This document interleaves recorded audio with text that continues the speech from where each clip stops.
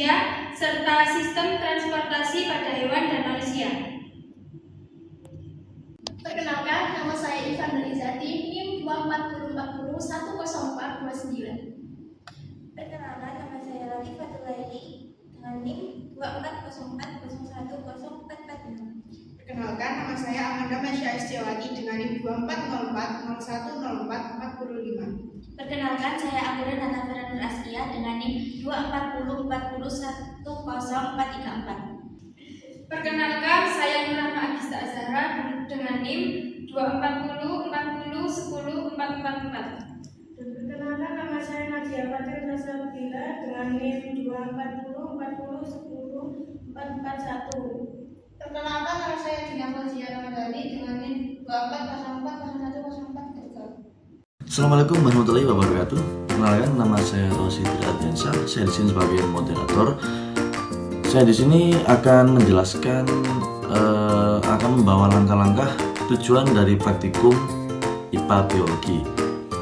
Di sini tujuan dari praktikum ini adalah untuk mengetahui perbedaan sistem pencernaan dan sistem transportasi pada hewan dan manusia. Baik, langsung saja kita mulai langkah-langkah yang pertama. Nah, sebelumnya kita buat alat peraga terlebih dahulu ya.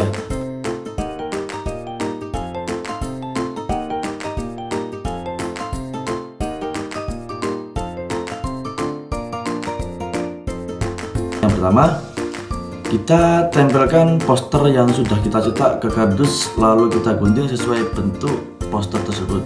Yang kedua, pasang selang pada poster peredaran darah manusia dan hewan sesuai arah pada cara kerja sistem transportasi hewan dan manusia. Setelah itu, kita larutkan pewarna makanan merah dan biru ke dalam air. Setelah alat peraga selesai, kita bisa melakukan langkah selanjutnya.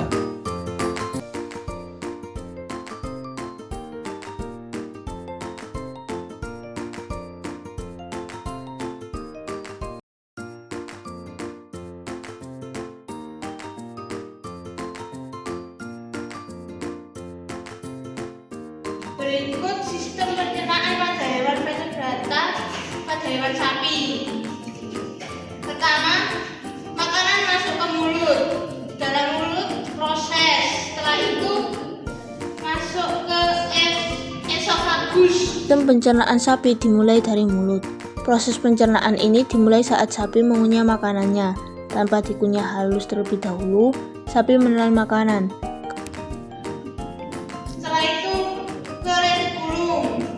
Yang kedua, retikulum, yang berfungsi menyaring partikel makanan kasar. Makanan yang belum cukup halus akan dikembalikan ke mulut. Yang ketiga, omasum. Omasum menyerap air dan nutrisi dari makanan yang sudah setengah tercerna. Memiliki banyak lipatan seperti buku yang memperluas permukaan penyerapan. Yang keempat, abomasum. Abomasum ini setara dengan lambung manusia, mengeluarkan enzim pencernaan untuk mencerna protein. Di abomasum, pencernaan kimiawi dimulai. Lalu dicerna ke rumen. Kemudian lambung. Lambung sapi terbagi menjadi 4 bagian. Yang pertama, rumen. Rumen merupakan tempat fermentasi utama, mengandung bakteri dan protozoa yang membantu mencerna serat tumbuhan. Setelah ke rumen ke intestin. Setelah intestin lalu ke anus. Sistem pencernaan sapi yang terakhir adalah usus besar dan anus. Dalam usus besar, air dari sisa makanan akan diserap. Sisa dari makanan yang tidak dicerna akan dikeluarkan sebagai fases.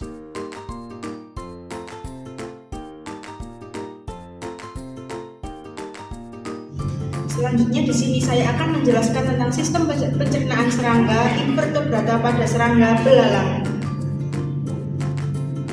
Yang pertama, belalang memakan makanan masuk melalui mulut. Setelah itu, makanan akan melewati esofagus untuk dihaluskan. Lalu, makanan disimpan ke dalam tembolok. Setelah itu, melewati empedal dan sampai di lambung atau kantong lambung. Selanjutnya melewati usus dan selanjutnya keluar melalui anus.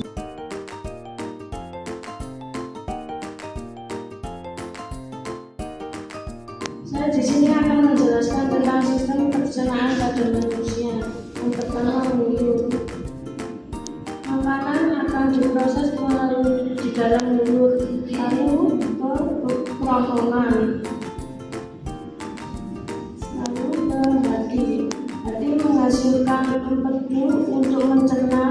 lemak, lalu ke dalam lambung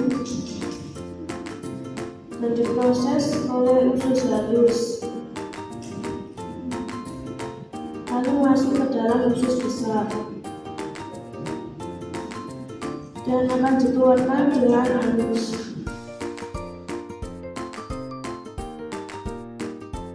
Mulut merupakan tempat pertama kali makanan masuk di mulut. Makanan dirasakan, dihancurkan, dilunakkan, dan dicerna. Setelah makanan dicerna di mulut, makanan masuk ke kerongkongan. Kemudian kerongkongan akan menerima makanan dari mulut saat proses menelan. Hati menghasilkan empedu untuk mencerna lemak. Lalu masuk ke dalam lambung. Lambung adalah organ berongga atau wadah yang berfungsi untuk menyimpan makanan saat sedang dicampur dengan enzim pencernaan. Usus halus akan menyerap nutrisi dari makanan dan mengubah menjadi energi. Lalu masuk ke dalam usus besar. Usus besar berfungsi menyerap air dari sisa-sisa makanan yang tidak diserap oleh usus halus.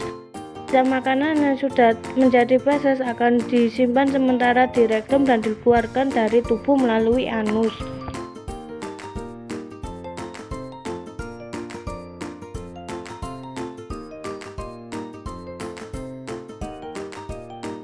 Saya di sini akan menjelaskan tentang sistem peredaran darah pada manusia, yaitu ada dua, sistem peredaran darah kecil dan peredaran darah besar.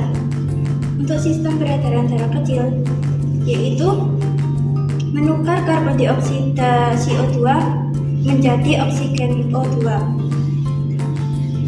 yaitu dari bawah, yaitu vena sistemik, lalu menuju ke arteri kanan dan ke vena cava, lalu ke arteri pulmonari, yaitu darah kotor menuju ke paru-paru dan dikeluarkan. Untuk peredaran darah besar, yaitu dari atas, tujuannya yaitu mengalirkan darah menjadi oksigen ke seluruh tubuh, yaitu dengan melalui vena pulmonari menuju ke arteri serami kiri, lalu ke ventrikel bilik kiri, lalu ke arteri sistemik dan menuju ke kapiler dari seluruh jaringan tubuh di mana terjadi pertukaran gas CO2 dan O2. Berikut cara kerja sistem transportasi pada manusia.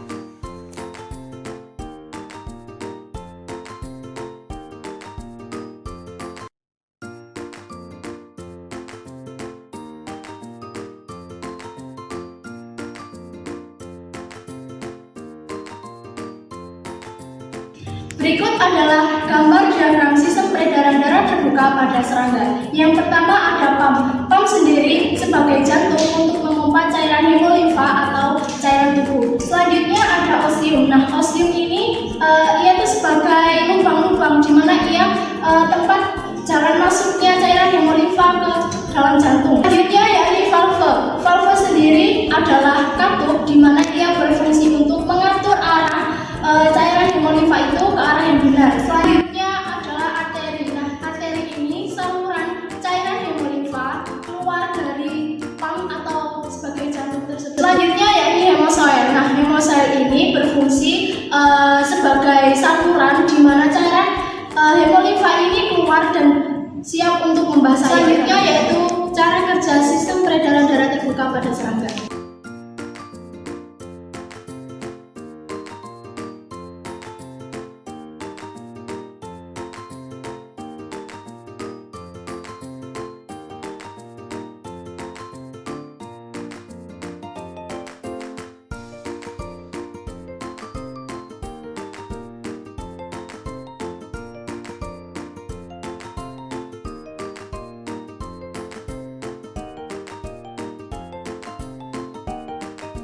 Di sini saya akan menjelaskan sistem peredaran darah pada hewan. Darah ini mengalir dari seluruh tubuh menuju ke jantung bagian kanan atau atrium kanan. Setelah itu dilanjut ke vertikal kanan, lalu dipompa ke paru-paru.